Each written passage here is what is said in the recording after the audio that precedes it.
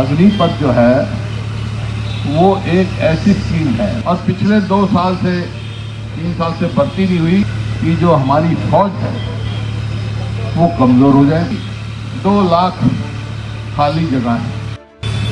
साथियों, भाइयों और बहनों, मेरे बुजुर्गों, आप जो मेरे सामने सब बैठे हैं, मेरे हर संघर्ष के साथी और साथ के साथ चलने वाले साथी बैठे, मैं आप सबका यहाँ पर स्वागत करता हूँ। जो आज ये कार्यक्रम है, ये अग्निपथ जो ये लेके आए हैं केंद्र सरकार, फौज को जो ठेके पे देने की बात, भर्ती करने की बात हुई है, तो जैसे कॉन्ट्रैक्चुअल यहाँ भर्ती की है, उसके विरोध में पूरे देश में आज धरना लगा है। आज पूरे देश में कांग्रेस पार्टी की तरफ से धरना लगा है। हरियाणा में भी 90 के 90 विधानसभाओं में, यहाँ क्योंकि मेरे को आना था, इस वास्ते रोहतक, कलानौर, मैम और तुलुई का इकट्ठा कर दिया, नहीं तो सबका अलग अलग विधानसभाओं का धरना है। ये हमारा फैसला है कि शांति प्रिय ढंग से हम धरना करेंगे। और ये धरना क्यों? सबसे पहले हमारे को समझना पड़ेगा ये अग्निपथ है क्या। अग्निपथ जो है वो एक ऐसी स्कीम है, सोच की स्कीम है कि जो हमारी फौज है वो कमजोर हो जाए और इसका साइज कम हो जाए। जब देश आजाद हुआ, हमारी फौज की कुल जनसंख्या 4 लाख थी और वो बढ़कर 70 साल में 14 लाख हुई और पिछले 2 साल से 3 साल से भर्ती नहीं हुई।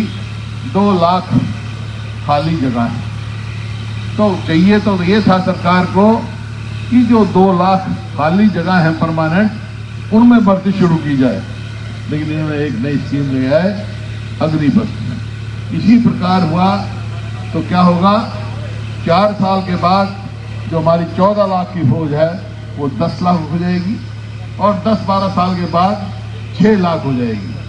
और सरकार को जो पेंशन देनी पड़ती है फौजियों को, जो आज हम यहाँ पर चाहे कुछ भी हो, हम रात में आराम से सोते हैं, लेकिन हमारे फौजी भाई बर्फ में खड़े होते हैं, दिन रात जागते हैं, हमारी सुरक्षा करते हैं, सारी जिंदगी इस बात की जाएगी। उनको ना पेंशन देनी पड़े, ना उनको ग्रेजुएटी देनी पड़े, और जो आहिस्ता आहिस्ता पेंशन दे रहे वो भी खत्म हो जाए, फौज छोटी हो। ये देश के हित में नहीं। अब देखिए हर साल 55,000 हमारे फौजी रिटायर होते हैं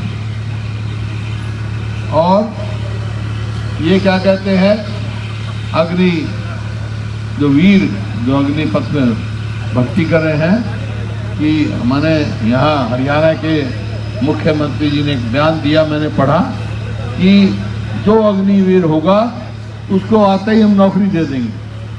अरे जो आज 27,000 जो फौजी रिटायर हुए हरियाणा में जो नौकरी मांग रहे थे, उनमें से 900 को दिया आपने, केवल 1%, 1.8% को। तो इनको कहां से दोगे भाई? क्यों गुमराह कर रहे हो? अगर आपकी नीयत साफ है तो जो आज हमारे ये जो भर्ती 2 साल हमारे खराब हो गए, अगर हरियाणा के भर्ती होते तो 20,000 फौजी भर्ती होते। और अग्निवीर कितने भर्ती होंगे भाई? हरियाणा के हिस्से में कितने आएगा? 576, 40,000 में से 900 आ जाएंगे। कहाँ 20,000, कहाँ 900?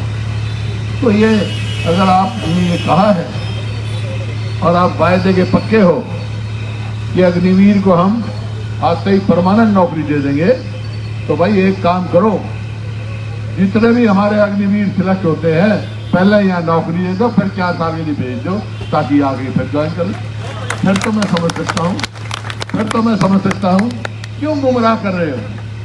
फौजियों को तो दे नहीं पा रहे, उनका तो कोटा पूरा नहीं कर पा रहे, जो 10% सी और डी में सी और डी में 20% है, वो पूरा नहीं हो रहा पूरे देश में। 1% से 2% भर्ती हो रही है। तो भाई ये जो है, जो ये स्कीम है, देखो मैं बहुत स्पष्ट आदमी हूं, मैं किसी भी चीज का खाली विरोध के लिए विरोध नहीं करता हूं। मैं स्वयं एक सैनिक स्कूल का विद्यार्थी रहा हूं, मेरे को मालूम है, मेरे स्कूल के इस देश में कम से कम आज 28-27 जनरल होंगे। मेरी उनसे बात हुई, मेरी जेसीओ से बात हुई, सबसे बात हुई। मैं जो पहला सिस्टम था, 18 से 21 साल तक भर्ती होता था, जगह जगह भर्ती स्टेशन खोले हुए हैं, यहाँ भी खोला हुआ है, दादरी में भी है, अपने हरियाणा में कई जगह खोले हैं, लोग भर्ती होते हैं, नौकरी मिलती है। और इस बात में कोई दो राय नहीं। जब आदमी फौज में जाता है, हमारा गांव का साथी या शहर से, अपने आप को गर्वित महसूस करता है कि मैं भारतीय सेना में हूँ, क्योंकि भारतीय सेना का नाम पूरी दुनिया में एक लोहे की तरह मशहूर है। भाई सबसे मजबूत अगर सेना है तो भारतवर्ष की, इसमें कोई दो राय नहीं। सेकेंड वर्ल्ड वॉर हुआ, क्या कहा सारी दुनिया ने, क्या कहा कि 2 चीज, जर्मन की तोप और हिंदुस्तान के फौजी हों तो दुनिया में कोई नहीं रोक सकता। हिंदुस्तान का क्या मुकाबला, क्योंकि जज्बा है, देशभक्ति का जज्बा है।